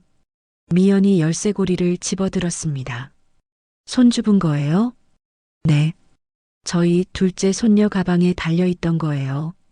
그때 태식 씨가 벌떡 자리에서 일어나며 말했습니다. 배후 세력이 아직 남아 있었어요. 체포된 놈들은 말단이었던 거죠. 어떡하죠? 제 손주들이 지금 위험에 처해 있어요. 제가 울먹이자 미연이 제 손을 꼭 잡아주었습니다. 할머니, 일단 경찰에 신고해야 해요. 경찰이 뭘 해줄 수 있겠어요. 24시간 내내 손주들을 지켜줄 수는 없잖아요. 제가 고개를 젓자 태식 씨가 핸드폰을 꺼내 어딘가로 전화를 걸었습니다. 강 팀장한테 연락할게요. 전화를 걸었습니다. 한참을 통화하더니 전화를 끊었어요. 할머니, 경찰이 신변 보호 조치를 해주겠대요. 그게 무슨 소용이에요. 애들이 유치원 가고 놀이터 가고 할 때마다 따라붙을 수는 없잖아요. 저는 고개를 떨구었습니다. 태식 씨가 의자에 앉으며 말했어요. 제 옛날 동료들한테 알아볼게요. 배우가 누군지 찾아야 해요. 이틀이 지난 후 태식 씨로부터 경비실에서 만나자고 연락이 왔습니다. 경비실로 갔더니 태식 씨의 얼굴은 어두웠어요. 할머니, 배우를 알아냈어요. 누구예요? 최종철이라는 인물이에요. 보이스피싱 조직의 총책이죠. 체포된 놈들은 다 이 사람 밑에서 일했던 거예요. 태식 씨가 사진 한 장을 보여줬습니다. 50대쯤 되어 보이는 남자였는데 눈매가 날카롭고 인상이 험악했습니다. 이 사람이 특히 잔인하기로 악명 높아요. 배신자나 방해되는 사람들을 쥐도 새도 모르게 묻어버린다는군요. 제 온몸이 얼어붙었습니다. 그럼 제 손주들이 경찰이 수배 중이지만 아직 못 잡았대요. 이놈이 워낙 교묘하게 숨어서요. 태식 씨가 한숨을 내쉬었고 저는 의자에 주저앉았어요. 미연이 물 한 잔을 따라주며 물었습니다. 할머니, 재판 증언 포기하실 거예요? 모르겠어요. 제가 증언하면 범인들을 처벌할 수 있겠죠. 하지만 제 손주들이 위험해져요. 제 눈에서 굵은 눈물이 뚝뚝 떨어졌습니다. 제 신념을 지키기 위해 가족을 희생시킬 수는 없어요. 태식 씨가 아무도 하지 못했고 미연도 침묵했습니다. 저는 고개를 감싸주며 말했어요. 포기하고 싶어요. 모든 걸 포기하고 싶어요. 처음으로 이런 생각이 들었습니다. 지금까지 버텨왔는데 이제는 정말 한계였어요. 아들은 이사갈 집을 알아보고 있었고 며느리는 저의 전화도 받지 않았습니다. 손주들은 유치원도 못 가고 집에만 있었어요. 어렵게 회복했던 가족 간의 신뢰가 다시 한번 무너졌어요. 모두 제 탓이었습니다. 경비실을 나와 집으로 와 텅 빈 집에 앉아 있는데 핸드폰이 울렸어요. 강 팀장한테서 온 전화였습니다. 할머니, 재판 날짜가 잡혔어요. 다음 주 화요일입니다. 네. 제 목소리에 힘이 없었어요. 증인으로 출석해 주셔야 하는데 괜찮으시겠어요? 그게 차마 대답이 나오지 않았습니다. 할머니, 죄송해요. 제가 생각 좀 해볼게요. 저는 인사도 제대로 하지 않고 전화를 끊었어요. 어떻게 해야 할까요? 소파에 누워 천장을 바라보니 지우와 지우 엄마의 얼굴이 떠올랐어요. 그리고 제 손주들의 얼굴도 떠올랐어요. 강민이와 서연이의 웃는 얼굴. 눈을 감으니 눈물이 뺨을 타고 흘러내렸어요. 사흘째 되던 날 오후였습니다. 저는 텅 빈 집 안에 혼자 앉아 넋나간 사람처럼 창밖만 바라보고 있었습니다. 재판까지는 이제 이틀밖에 남지 않았어요. 저는 아직 아무런 결정도 내리지 못했습니다. 아니, 내릴 수가 없었죠. 제 신념과 제 손주들의 목숨을 저울질해야 하는 그 끔찍한 상황 앞에서 저는 그저 무력할 뿐이었습니다. 그때 현관 초인종이 울렸습니다. 저는 깜짝 놀라 자리에서 일어났습니다. 이 시간에 찾아올 사람이 없는데 말입니다. 저는 조심스럽게 현관문으로 다가가 문구멍으로 밖을 내다봤어요. 지우 엄마가 서 있었습니다. 혼자였습니다. 저는 떨리는 손으로 문을 열었습니다. 할머니, 지우 엄마의 얼굴이 슬픔과 결심으로 가득 차 있었습니다. 지우 엄마 어서 와요. 무슨 일이에요? 지우는? 지우는 잠시 미연 선생님이 봐주기로 했어요. 할머니 협박받고 계시다면서요? 그 말 듣고 급하게 찾아왔어요. 지우 엄마가 안으로 들어왔습니다. 저는 소파에 앉으라고 권하고 물 한 잔을 건넸어요. 지우 엄마가 가방에서 신문 한 장을 꺼냈습니다. 이 기사 봤어요. 보이스피싱 조직의 우두머리, 그놈이 아직 안 잡혔다고 나왔더라고요. 그리고 미연 선생님한테 들었어요. 할머니께서 협박 때문에 재판 증언을 포기할지도 모른다고 많이 힘들어 하신다고 들었습니다. 제가 고개를 푹 숙였습니다. 며칠간의 마음고생으로 눈물이 말라버린 줄 알았는데 다시금 뜨거운 것이 차올랐어요. 미안해요. 지우 엄마까지 걱정을 끼쳐서. 내가 너무 어리석었어. 지우 엄마가 제 손을 따뜻하게 잡아주었습니다. 할머니, 저 더 이상 예전처럼 숨어 있지 않을래요. 제가 고개를 들고 물었습니다. 그게 무슨 말이에요? 제가 감금되어 있을 때 그놈들이 나눈 대화를 전부 들었어요. 술만 들어가면 자기들끼리 온갖 비밀들을 다 떠들어댔거든요. 지우 엄마의 눈빛이 그 어느 때보다 강하게 빛나고 있었습니다. 저는 그때 너무 무서워서 죽은 듯이 누워 그 대화를 전부 외웠습니다. 억울해서라도 이대로 죽을 수는 없어서요. 언젠가 이 모든 걸 세상에 밝힐 날이 올 거라고 믿으면서요. 세상에, 이제는 달라요. 할머니께서 제게 용기를 주셨잖아요. 이제 제가 할머니를 지켜드릴 차례예요. 지우 엄마가 가방에서 낡은 수첩 한 권을 꺼냈습니다. 수첩에는 알아보기 힘들 정도로 빼곡하게 글씨가 적혀 있었어요. 제가 기억나는 대로 전부 다 적었습니다. 놈들의 아지트로 추정되는 장소, 사람 이름, 돈이 오고 간 계좌번호, 제가 들었던 모든 대화 내용까지요. 제가 떨리는 손으로 수첩을 받아들었습니다. 여기 보세요. 조직원들이 서쪽 공단 폐인쇄 공장에서 자주 만난다고 했어요. 거기가 틀림없는 아지트일 거예요. 인쇄 공장이라고? 네. 정확한 주소는 모르지만 이 정도면 경찰이 찾는데 큰 단서가 될 거예요. 지우 엄마가 다른 페이지를 펼쳤습니다. 그리고 여기 조직의 자금을 관리하는 사람 이름도 있어요. 김 실장이라고 불렀는데 본명은 아마 다를 겁니다.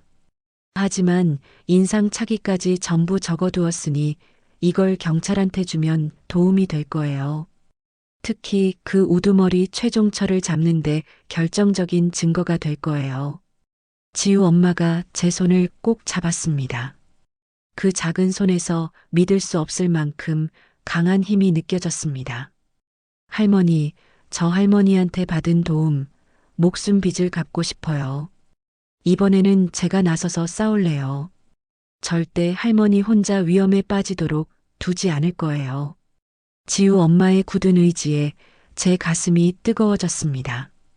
꺼져가던 마음속 불씨가 다시 세차게 타오르는 것 같았어요. 이렇게 힘을 실어줘서 정말 고마워, 지우 엄마. 저는 지우 엄마를 꼭 안아주었습니다. 우리는 즉시 태식 씨에게 연락한 후 경비실로 내려갔습니다. 태식 씨는 수첩의 내용을 보더니 눈을 크게 떴습니다. 이거 정말 대단한 정보입니다. 경찰한테 바로 전달해야겠습니다. 태식 씨는 곧바로 강 팀장에게 전화를 걸었습니다. 1시간 뒤 강 팀장이 직접 아파트로 달려왔어요. 강 팀장은 수첩을 보며 흥분을 감추지 못했습니다. 이 정보만 있으면 놈들을 일망타진할 수 있습니다. 서쪽 공단의 폐업한 인쇄 공장은 몇 개 안 됩니다. 바로 특정할 수 있겠어요. 정말 큰 용기 내주셨네요. 감사합니다. 강 팀장은 지우 엄마를 향해 고개를 숙였습니다. 그리고 제게 말했죠. 즉시 검거 작전에 들어가겠습니다. 그동안 할머님과 가족분들은 저희가 마련한 안전한 곳으로 잠시 옮기셔야 합니다. 작전이 끝날 때까지 경찰이 철저하게 보호해 드릴 겁니다. 그날 저녁 저는 아들에게 모든 상황을 설명했습니다. 준호야, 경찰이 범인을 잡으러 간대. 우리는 안전한 곳에서 보호를 받고 있으면 된대. 진짜요? 아들의 목소리에 희망이 섞여 있었습니다. 응, 곧 다 끝날 거야. 2시간 뒤 경찰차 2대가 아파트 앞에 도착했고 저와 아들 내외 그리고 손주들은 차에 올라탔습니다. 경찰차가 출발한 후 1시간쯤 달렸을까요? 조용한 주택가에 있는 작은 집에 도착했습니다. 여기서 이틀 정도만 계시면 될 겁니다. 경찰관이 말했습니다. 집안은 깨끗했어요. 방이 3개 있었고 거실도 넓었습니다. 짐을 모두 풀자 아이들은 방에서 뛰어놀기 시작했습니다. 잠시 후 며느리 혜진이가 주방에서 조용히 제게 다가왔습니다. 며느리는 아무 말 없이 제 손을 잡았어요. 그 눈에 더 이상 원망은 없었습니다. 어머님, 괜찮다. 이제 다 괜찮을 거야. 제가 너무 이기적이었어요. 무서워서 어머님 마음은 하나도 생각 못하고. 아니다, 혜진아. 네 마음 내가 다 알아. 엄마는 자식 앞에서는 겁쟁이가 되는 법이야. 나도 그렇고. 저는 며느리의 손을 꼭 잡아주었습니다. 침묵 속에서 우리는 서로의 불안과 미안함을 다독이며 비로소 한마음이 되었습니다. 그날 밤 강 팀장에게서 연락이 왔습니다. 할머님, 내일 새벽에 작전 들어갑니다. 끝나면 바로 연락드릴게요. 그 통화를 끝내고 저는 뜬 눈으로 밤을 새웠습니다. 그리고 새벽 6시 핸드폰이 울렸어요. 할머님, 성공했습니다. 강 팀장의 목소리가 들렸습니다. 정말요? 정말 다 잡았어요? 네. 최종철 포함해서 아지트에 있던 잔당 7명, 전원 검거했습니다. 이제 안전하니 집으로 돌아가셔도 좋습니다. 제 눈에서 뜨거운 눈물이 쏟아졌습니다. 감사합니다라는 말을 몇 번이나 반복했는지 모릅니다. 저는 전화를 끊고 방으로 뛰어갔어요. 준호야, 혜진아. 저는 아들 며느리의 방을 두드리며 외쳤어요. 엄마, 무슨 일이에요? 잡았어. 드디어 범인들 다 잡았대. 아들의 얼굴이 환해졌습니다. 정말요? 2사람은 너무나 기뻐하며 저를 꼭 안아주었습니다. 저희는 그날 오후 다시 우리 집으로 돌아왔습니다. 이틀 뒤 TV 뉴스에서는 보이스피싱 조직이 검거되었다는 소식이 대대적으로 보도되었습니다. 수갑을 찬 채 끌려 나오는 최종철의 얼굴을 보던 며느리가 조용히 제 어깨를 감싸 안았습니다. 어머님, 존경해요. 일주일 뒤 저와 지우 엄마는 나란히 법정 증인석에 섰습니다. 법정은 엄숙했어요. 피고인석에 수갑찬 남자들이 앉아 있었습니다. 재판장이 말했습니다. 증인 이정순, 앞으로 나오십시오. 저는 증인석으로 나가 떨리는 목소리로 증언을 시작했습니다. 제가 목격한 모든 것과 겪었던 끔찍한 시간들이 법정 안에 울려 퍼졌습니다. 다음은 지우 엄마 차례였습니다. 그녀는 당당하게 증인석에 섰어요. 저는 석 달간 감금되어 있었습니다. 대포통장 명의자로 강제로 이용당했습니다. 지우 엄마가 또박또박 말했고 재판은 3시간 넘게 진행되었습니다. 마침내 판사가 망치를 두드렸어요. 최종철에게는 징역 15년이라는 중형이 선고되었습니다. 모두가 법의 엄중한 심판을 받은 겁니다. 법정을 나오자 강 팀장이 기다리고 있었습니다. 할머니, 고생 많으셨습니다. 아니에요. 팀장님이 정말 많이 고생하셨죠. 할머니 덕분에 큰 조직을 소탕했어요. 정말 감사드립니다. 강 팀장이 허리를 숙였습니다. 따스한 햇살이 우리를 감쌌고 지우 엄마가 제 팔짱을 끼며 말했어요.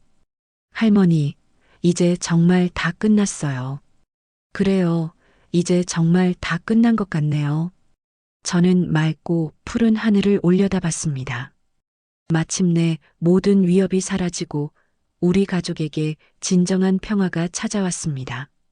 그날 저녁 온 가족이 저희 집 식탁에 둘러앉았습니다. 자, 건배. 아들이 잔을 높이 들었습니다. 우리 엄마의 위대한 용기를 위하여, 그리고 우리 가족의 평화를 위하여, 위하여. 잔이 부딪히는 소리가 경쾌하게 울렸습니다. 저는 환하게 웃고 있는 가족들의 얼굴을 하나하나 바라보았습니다. 이보다 더 큰 행복은 없을 것 같았어요. 힘들었지만 포기하지 않기를 정말 잘했습니다. 저는 제 신념과 가족, 그리고 우리 이웃의 평범한 행복까지 모두 지켜낸 겁니다. 그 후로 석 달이 흘렀습니다. 계절이 바뀌어 어느덧 잎사귀들이 노랗게 물드는 가을이 왔어요. 아파트 단지 나무들이 곱게 물들어가는 어느 토요일 오후였습니다. 갑자기 아파트 관리사무소에서 연락이 왔어요. 할머니, 이번 주 입주민 대표회의에서 감사패를 드리려고 하는데 참석 가능하세요? 감사패요? 제가 받을 게 뭐가 있다고. 네. 할머니와 경비원 태식 씨, 그리고 미연 선생님께 드릴 예정입니다. 저희 아파트를 지켜주신 특별한 분들이시잖아요. 주민들이 모두 감사하게 생각하고 있습니다. 행사는 다음날 일요일 오후 아파트 2층 다목적실에서 열린다고 했습니다. 저는 아침부터 옷장을 열었다 닫았다 하며 안절부절 못하고 있었어요. 이런 자리에 대체 뭘 입고 가야 할지 도무지 감이 잡히지 않았거든요. 그때 며느리에게서 전화가 걸려왔습니다. 어머님, 오늘 행사 가시는데 옷은 준비하셨어요? 아직 뭘 입어야 할지 모르겠구나. 아무래도 평소처럼 입고 가야 할 듯 싶네. 어머니, 제가 곧 갈 테니 저랑 같이 준비해요. 기다려주세요. 1시간 뒤 며느리 혜진이가 큰 쇼핑백을 들고 찾아왔습니다. 어머님, 이거 입으세요. 어머님 생각나서 새로 샀어요. 쇼핑백을 열자 곱게 접힌 예쁜 한복이 들어 있었어요. 연한 분홍색 저고리에 차분한 회색 치마였습니다. 어머 세상에, 이렇게 좋은 걸 어떻게 준비했어? 오늘 주인공이시잖아요. 세상에서 제일 고운 모습으로 서셔야죠. 며느리가 제 손을 잡으며 진심으로 말했습니다. 혜진이는 제게 한복을 입혀주고 머리도 정성껏 비서 쪽을 쪄주었어요. 거울 앞에 서니 제가 아닌 다른 사람이 서 있는 것 같았습니다. 오후 1시쯤 다목적실로 내려가니 홀 안에는 이미 100명이 넘는 주민들이 자리를 가득 채우고 있었습니다. 경비원 태식 씨가 먼저 와서 저를 기다리고 있었어요. 평소 입던 경비복 대신 멋진 정장을 차려입은 모습이 느름하면서도 멋졌습니다. 할머니, 오늘 너무 고우셔서 못 알아볼 뻔했습니다. 태식 씨도 양복 입으니 아주 멋있어요. 미연도 깔끔한 정장 차림으로 도착해 제게 인사했습니다. 할머니, 안녕하세요. 오늘 너무 예쁘세요. 어서 와요. 미연 씨, 고마워요. 앞자리에는 아들 내외와 손주들이 앉아 있었어요. 며느리가 제게 손을 흔들었고 강민이와 서연이도 환하게 웃고 있었죠. 잠시 후 부녀회장이 단상에 올라 마이크를 잡았습니다. 오늘 이 자리는 우리 아파트의 영웅들께 감사를 표하기 위해 마련되었습니다. 부녀회장이 저와 태식 씨, 미연을 차례로 소개했습니다. 이정순 할머니께서는 모두가 외면할 때 용기를 내어 범죄를 신고하셨고 가족과 이웃의 오해 속에서도 끝까지 포기하지 않으셨습니다. 그 용기가 우리 아파트 전체를 바꾸었습니다.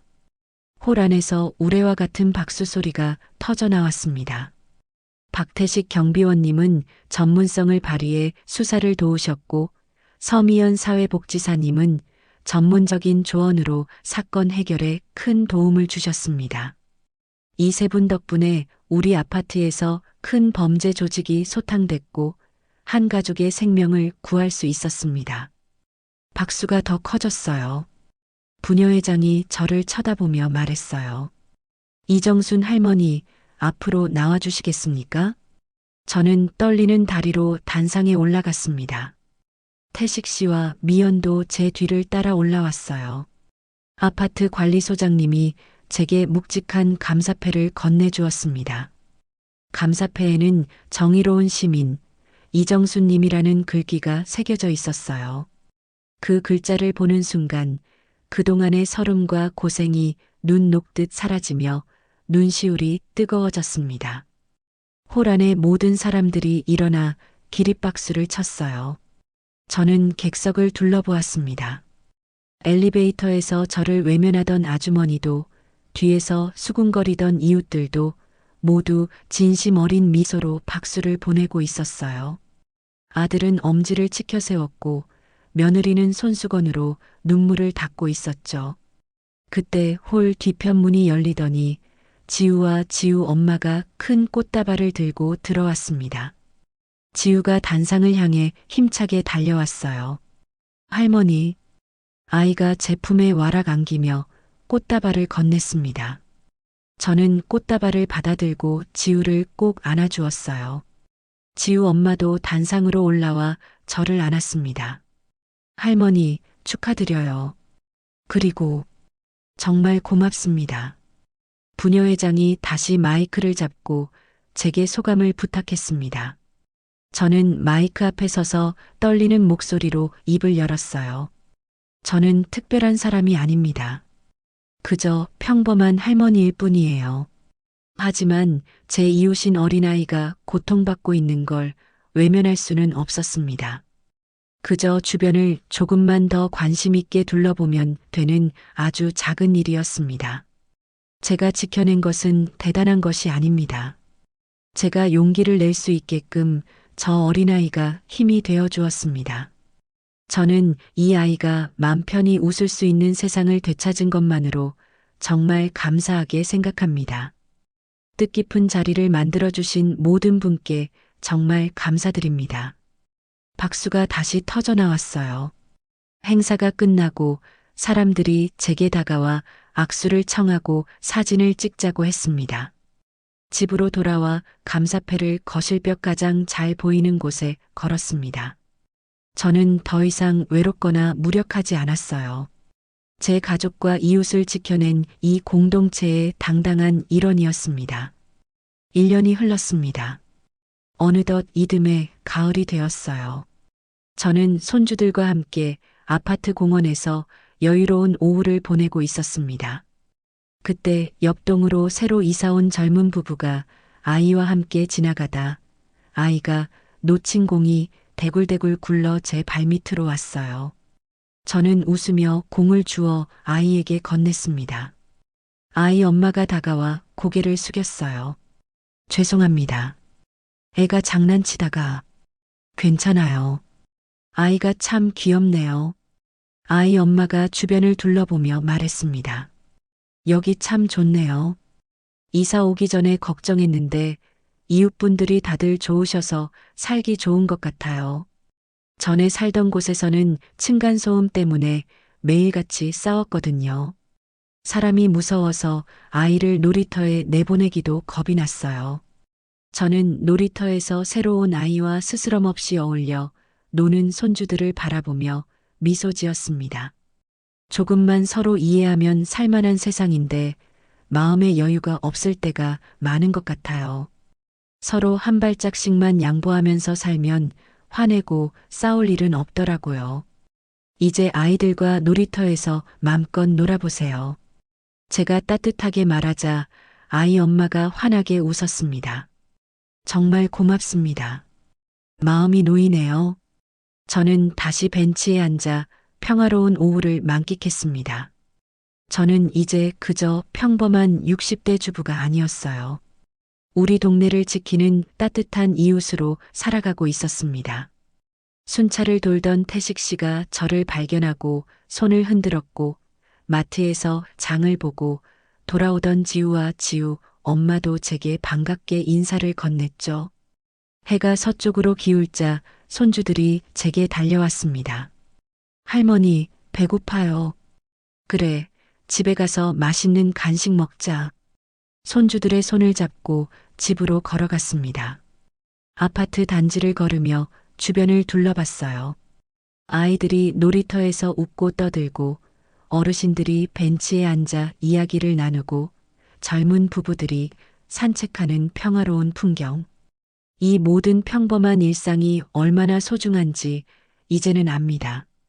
제가 지켜낸 것은 단순한 한 가족만이 아니었어요. 바로 이 모든 평화로운 순간들이었습니다. 집에 도착해 현관문을 열자 벽에 걸린 감사패가 저를 반겨주었습니다. 손주들이 거실로 뛰어들어가며 외쳤어요. 할머니, 우유 주세요. 알았다, 알았어. 저는 웃으며 냉장고로 향했습니다. 창밖으로 붉게 물든 아름다운 노을이 보였어요. 저는 깊은 숨을 들이쉬었습니다. 감사한 마음이 가슴 가득 차올랐죠. 평범하지만 이토록 행복한 하루. 그리고 저는 알고 있습니다. 이 평화를 지키기 위해서는 우리 모두의 작은 관심과 용기가 필요하다는 것을요. 손주들과 함께 소파에 앉아 텔레비전을 켰습니다. 강민이가 제 옆구리에 파고들었고 서연이가 반대편에서 기댔어요. 할머니 사랑해요. 할머니도 우리 강아지들 사랑해. 저는 두 아이를 꼭 안아주었습니다. 이보다 더 행복할 수는 없을 것 같았어요. 평범한 일상 속의 작은 행복. 그것이 바로 제가 지키고 싶었던 것이었습니다. 그리고 이제 저는 그 행복을 당당히 누리고 있었습니다. 여러분, 긴 이야기 끝까지 함께 해주셔서 정말 감사합니다. 저는 남들처럼 조용히 살고 싶었고 문제없이 지내고 싶었습니다. 하지만 제 옆집에서 힘든 일을 겪는 아이를 보고 저는 외면할 수가 없었어요. 처음에는 정말 힘들었습니다. 가족도 이웃도 아무도 제 편이 아니었죠. 심지어 경찰도 믿어주지 않아서 여러 번 포기하고 싶었습니다. 하지만 저는 지우의 겁에 질린 눈빛을 잊을 수가 없어서 끝까지 버텼습니다. 제가 특별한 사람이어서가 아니에요. 누구나 할 수 있는 일이었습니다. 그저 주변을 조금만 더 관심 있게 보고 용기를 내면 되는 거였어요. 우리 주변에는 도움이 필요한 사람들이 있습니다. 외면하기는 쉽죠. 하지만 한 번만 더 관심을 가져주세요. 그 작은 용기가 누군가의 삶을 완전히 바꿀 수 있습니다. 저는 이제 제 선택을 후회하지 않아요. 오히려 자랑스럽습니다. 제가 지켜낸 것은 한 가족의 행복이었고 우리 모두의 평화였으니까요. 이야기를 끝까지 들어주신 분이 계시다면 잘 들었다고 댓글 하나만 남겨주세요. 감사합니다.